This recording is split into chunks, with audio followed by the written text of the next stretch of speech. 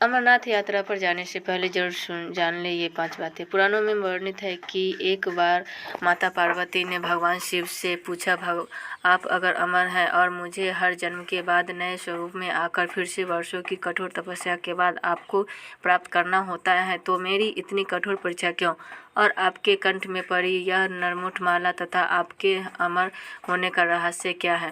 भगवान शिव ने माता पार्वती से एकांत और गुप्त स्थान पर अमर कथा सुनने को कहा, जिससे कि अमर कथा कोई अन्य जीव ना सुन पाए, क्योंकि जो कोई भी इस अमर कथा को सुन लेता है। पुराणों के मुताबिक शिव ने पार्वती को इसी परम पावन अमरनाथ की गुफा में अपनी साधना की अमर कथा सुनाई थी, जिसे हम अमरनाथ कहते हैं। वह अमर हो जाता है।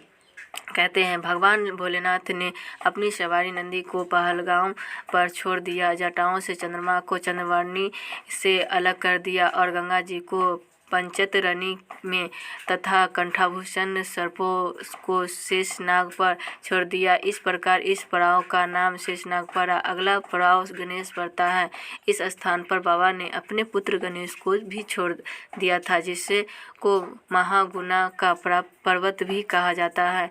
पिस्सू घाटी में पिस्सू नामक कीड़े को भी त्याग दिया। इस प्रकार महादेव ने जीवनदायिनी पांचों तत्वों को भी अपने से अलग कर दिया। इसके बाद माँ पार्वती साथ उन्होंने गुप्त गुफा में प्रवेश कर और अमर कथा माँ पार्वती को सुनाना शुरू किया।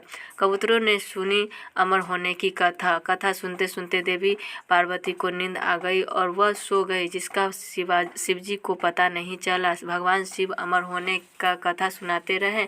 उस समय 2 सफ़ेद कबूतर शिव जी से कथा सुन रहे थे और बीच बीच में हूँ की आवाज़ निकाल रहे थे। भगवान शिव को लगा कि माता पार्वती कथा सुन रही है और बीच बीच में हुंकार भर रही है। इस तरह दोनों कबूतरों ने अमर होने की पूरी कथा सुन ली। कथा समाप्त होने पर भगवान शिव का ध्यान पार्वती की ओर गया, जो सो रही थी। जब महादेव की दृष्टि कबूतरों पर पड़ी तो वे क्रोधित हो गए और उन्होंने मारने के लिए आगे बढ़े। इस पर कबूतरों ने भगवान शिव से कहा कि हे प्रभु, हमने आपसे अमर होने की कथा सुनी है। यदि आप हमें मार देंगे तो अमर होने की यह कथा झूठी हो जाएगी। इस पर भगवान शिव ने कबूतरों को जीवित छोड़ दिया और उन्हें आशीर्वाद दिया कि तुम सदैव इस स्थान पर शिव पार्वती के प्रतीक चिन्ह के रूप में निवास करोगे। अतः कबूतर का जोड़ा अजर अमर हो गया, ऐसा कहते हैं। आज भी इन दोनों कबूतरों के दर्शन भक्तों को यहाँ प्राप्त होते हैं और इस तरह से यहाँ गुफा अमर कथा की साक्षी हो गई और इसका नाम अमरनाथ गुफा के नाम से प्रसिद्ध हो गए।